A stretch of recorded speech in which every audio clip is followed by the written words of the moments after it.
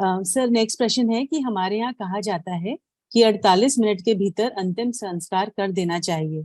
तो ऐसे में कोई देह दान मतलब ऑर्गन डोनेशन करना चाहे तो क्या ये उचित होगा? कॉम्प्लिकेटेड है क्योंकि जिस समय ये सारी बातें चलती थी तो ऑर्गन डोनेशन कोई ऑप्शन नहीं था। तो कभी उस प्रकार से सोच के कुछ ऐसा लिखा नहीं है। देखो, बहुत सारी बातें हैं इसमें। बस एक रूल समझना चाहिए कि जिसका भी त्याग करो वो यूनिवर्सल जैसा होना चाहिए, वो कंसिस्टेंट होना चाहिए, सर्वांगीण होना चाहिए। एक रूल फॉलो करो, दूसरा रूल छोड़ दो तो क्या मतलब है। अभी आप एलोपैथी ट्रीटमेंट लेते हैं या कोई कुछ हॉस्पिटलाइज होता है, ग्लूकोज है और आयोडीन है और न जाने क्या क्या है। तो अब इतनी हिंसा जब कर ही रहे हैं तो फिर इसमें इस हिंसा को क्या गिनना। अगर किसी जीव को कोई ऑर्गन पहुंच जाता है, उसका कुछ भला हो जाता है, तो मैं ये नहीं कह रहा पाप नहीं लगता, लेकिन हमारे जीवन का जो अकाउंट है पापों का, उसको समझते हुए इसका डिसीजन लिया जाएगा। जो उसमें दोष है सो तो है, लेकिन हम कहाँ खड़े हैं ये सोच के लो। यदि हमारा इतना संयम है कि हम किसी भी प्रकार के इस प्रकार के हिंसक उपायों का प्रयोग नहीं करते हैं, तो फिर आप अंतर्मुहूर्त के पहले दाह संस्कार कराओ, कोई दिक्कत नहीं। आ, आप क्योंकि सम्मोचन जीव उत्पन्न होने लगते हैं और वो असंख्यात हो जाते हैं बाद में। तो नियम तो यही है कि दाह संस्कार अंतर्मुहूर्त में हो जाना चाहिए।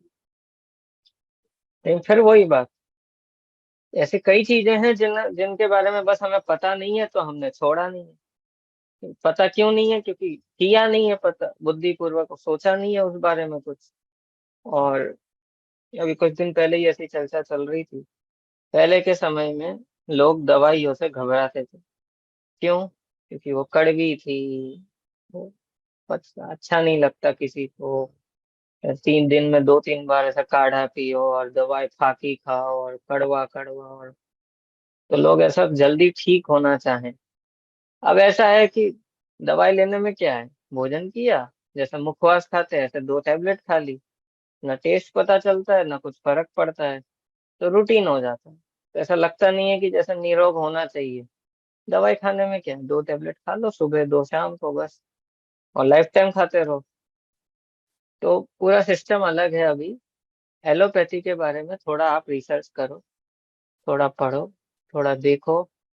दवाइयों का यदि त्याग करते हो तो फिर आगे की सारी बातें सोची जाए। यदि दवाइयों का त्याग नहीं है तो फिर तो वो लेवल अपना अभी बहुत निचला है। माने हम अभी उस प्रकार की हिंसा का त्याग नहीं कर पाए हैं जहाँ पे संगी पंचेंद्रिय जीवों की हिंसा हो रही हो। और सम्मोचन जीव तो जो उत्पन्न होते हैं वो अलग है, लब्धि अपर्याप्तक होते हैं जनरली, तो वो अलग। अभी आप ऐसा लग रहा होगा कि एलोपैथी एलोपैथी इतना क्या प्रॉब्लम है। पढ़ो, थोड़ा पढ़ो तो समझ में आए। अभी मैं कुछ बताऊं आपको तो आप ऐसा ऐसा होता है। अब क्या बताऊं मैं। एक साल में करोड़ों करोड़ों रेट्स वगैरह एक्सपेरिमेंट्स में यूज होते रहते हैं। जितने ड्रग्स मार्केट में आते हैं वो पहले एनिमल्स पे टेस्ट होते हैं, कभी रैट्स, कभी मंकीज, कभी कोई कभी कोई। एक एक ड्रग पास होने के पहले रिसर्च कितनी होती है, उसके बाद कोई एक चीज मार्केट में आती है। अब वो रिसर्च में जितने ड्रग्स फेल होते हैं या जो कॉम्बिनेशंस नहीं चलते हैं, तो वो तो फिर से होता है उतना पूरा। और एक बार जिस पे टेस्ट हो गया तो हार्डली वो फिर से यूज होते हैं। कुछ कुछ केसेस में हो जाते हैं, बाकी तो फिर उनको यूथनेसिया दे दिया जाता है या छोड़ दिया जाता है मरने के लिए। पूरी इंडस्ट्री ऐसी डेवलप हुई है कि जिसमें पशुओं पे एक्सपेरिमेंट कर करके मेडिसिन आती है।